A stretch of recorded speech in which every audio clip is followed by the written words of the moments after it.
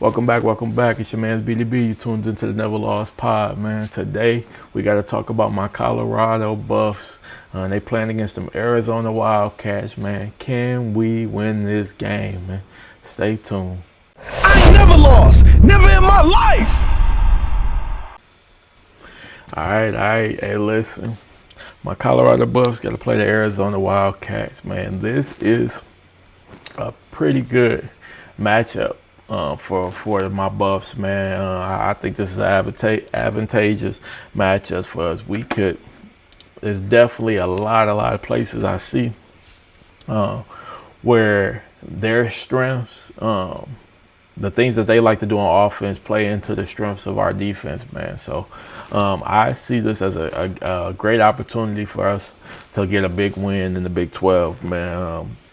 They have a solid quarterback, man. Noah Fafita. He looks pretty good, man. He's not super mobile, but he can spin it, man. He's pretty good pocket passer, man. He ain't scared to throw the ball. He had multiple 5 touchdown pass games. He's not scared to throw that ball, man. He's only got 4. I said, let's pull up the stats, man. I'll look at it. So far, he's thrown for 1,800 yards, 17 touchdowns, and four picks, man. So he's pretty good out there. He's pretty good out there, man. Their main run back is Mahdi. I'm not sure exactly how you say it. He's got 77 carries, 445 yards, 5.8 yards per carry, and he's got only 1 touchdown on the year. And that's because he's more of the quicker running back. Even Quincy Craig, from what I've seen, they're a little bit more faster, elusive running backs, so they get some decent yards per carry. But when they get down closer to the end zone, they like to give it to the Kendrick Riscano. Yeah, that's why he got the 3 touchdowns, but not a whole lot of yards. They tend to go to him. Noah, again, in the red zone, he can make some things happen as far as running and getting the touchdown. Like, he's not immobile, but for the most part, he is a pocket passer, man, which feeds into perfectly what Colorado likes to do. We struggle with running quarterback. Whenever we get somebody who's going to stand in that pocket, man, our defensive ends can pin their ears back and rush after them, man, and get some nice, just touch them up. Our corners play way better because they're physical. We play man coverage, a lot of times press coverage, man, and that just feeds into what we love to do, man. So I think we got a good opportunity to win this game. Deion has had a presser. We're going to tune into a little bit of it and just check out, some of the questions he answered. Let's tune in and see what he had to say, and then I'll give y'all my predictions on if I believe Colorado can go ahead and win this game, man. Let's pull it up. How you doing? Great. Nikki Edwards, Yahoo Sports. After Utah, how do you approach practice this week to yield the answers you want this Saturday? First and foremost, last week was a tremendous surprise because of the great practices that we had. Hats off to the young men as well as the staff, because we teach our young men to put things behind them, especially plays, and go to the next play. Now you got to put a whole game behind you and go to the next opportunity, and that's practice. And oftentimes you practice a certain way and you play that same way. These young men have responded tremendously. And I'm proud of them that they're putting it aside and say, you know what, we're better than this. We got to focus. We got to lock in. And mate didn't have a great game punting the ball last week. Guy was out there for an hour on his own, just kicking the snot out the ball, just working till Coach Pollock had to tell him to come in. So you like that. You want to see that tenacity out of your team, and that's what we're seeing. And the coaches are holding them accountable, and I'm holding myself accountable as well as the coaches accountable. That's on us. We got to put the kids in a better situation. Hey, that's always my favorite thing about Deion, man. He's very big on accountability. I'm glad they started off by giving him, he usually say ladies first, but some of the pressers, they let people who I don't know if he just has a dislike for it, but sometimes they start off with the wrong person asking him a question. He immediately gets defensive and upset and just answers the questions very short. But they started with the young lady. You see, he gave a great long answer, and he was, completely honest. We got to put them in better situations. We got our ass kicked, and everybody been working hard since, and hopefully that feeds into the Arizona game, and it shows out there. I'm gonna let him keep going. Yes, sir. Hey, Coach, here's Simeon Buffson aside. After Saturday, you talked about how leadership and preparation starts with you guys and the coaching staff. After a loss like that, have you given any thought to changing responsibilities to better suit the team at this point? Well, you always do that. We do that from game to game anyway. With your assistants? It's not something that we don't do. We just don't tell you all the time that we do it. We do that anyway. So we're always looking to improve in every area of getting the guys prepared. Not only that, what's being called from play to play, situation to situation. You probably don't know this, but we have a run game, pass game coordinator on both sides of the ball. So that's being challenged all the time. And I challenge these guys all the time, and I challenge myself all the time to get it right. We just got to get it right. We're not achieving what we're capable of achieving.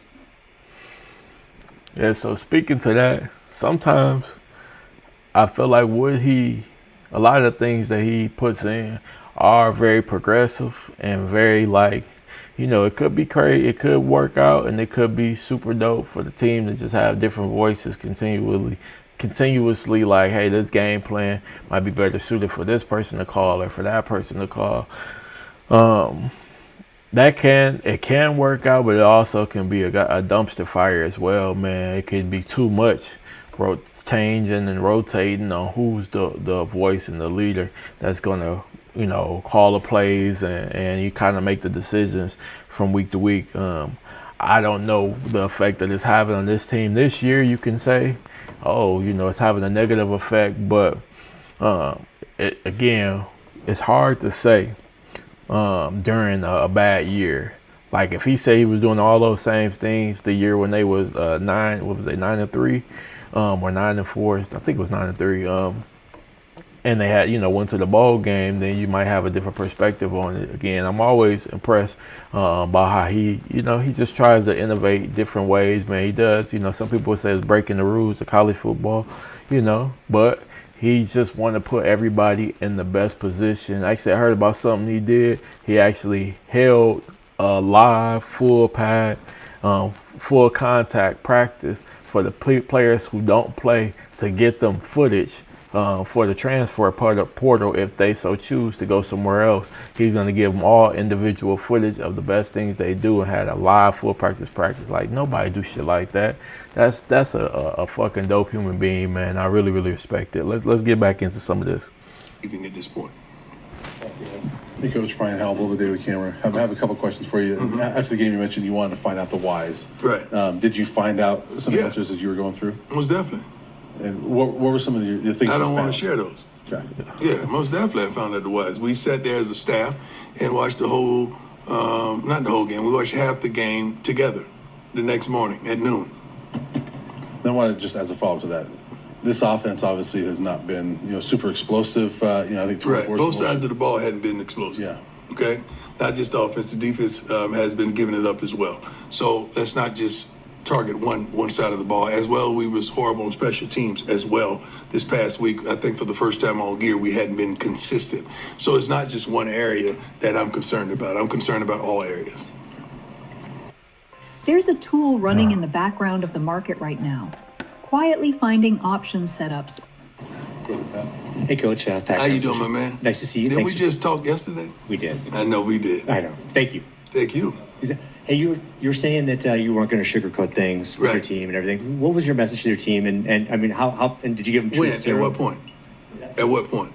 Just at the meetings and what you saw and what you went through and finding consistency. After the game, you got to understand, I'm a little upset. I'm a little deterred. So I'm going to speak what's on my mind, what's fresh on my mind. I don't even remember everything I said. I'm pretty sure it was recorded because that's what we do. That's what media does as well. Coming in Monday morning and today, it's been a approach just to challenge them on certain things. You got to know your team. You got to know what they could stand. You got to know how to push them, where to push them, when to push them. You got to know what you're dealing with. And I know my young men. I know the coaching staff. I know what's inside this locker room and inside this program. So I know what buttons to hit personally. And I'm trying to hit every button we can up until that game on Saturday. Go ahead, Adam. Hi, Coach. Adam Tiger, How you doing, sir? 24/7 Sports. The offensive line had been playing well this season. Yeah. Was there kind of a common theme to their issues that they had? On Saturday? They just didn't get it done. It's one of those games. They just didn't get it done. It's like those games they get it done is one of those games they didn't get it done. So you can't just pinpoint one thing and say this is why they didn't get it done. It don't work like that. Sometimes you have great play in this area and not great play in that area. That just happened to be a game that we didn't have great play in any area. Go ahead, Jack. Coach Jack Carlo. My man, always a How are pleasure. you? Appreciate the time again, Coach. You mentioned new mate there, getting some extra work Right. in. Just overall, just what have you seen from this team? I'm guessing it wasn't a fun plane ride back. No, we didn't hear Pete. I didn't want to hear Pete, on the way back. And I told him I better not hear laughter or joy or anything because we've got our butts kicked. These guys understand the assignment. They understand the mission. It was one of those days that it just didn't work. You got your butt kicked. Don't sugarcoat it. Don't placate it. It is what it is.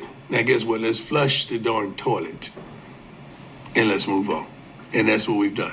We flushed the toilet and moved on. Because going back from our state and what we just did, that's two different teams. That's two different teams up with us, not them. Forget the opponent. I'm talking about that's two different things that you saw. Now, we got to get back to that former team and then improve on that. And we're very much capable. We're going to wrap it up there, man. Deion. Yeah, I appreciate some of the stuff you say, man. Like a lot of it, man. Just, again, next game, next play mentality, man. You gotta, they gotta clean up a lot of the mistakes that they made. Whether it was offense, defense, special team as a whole. Last game, they were absolutely dog shit. That shit was terrible. It was disgusting to watch.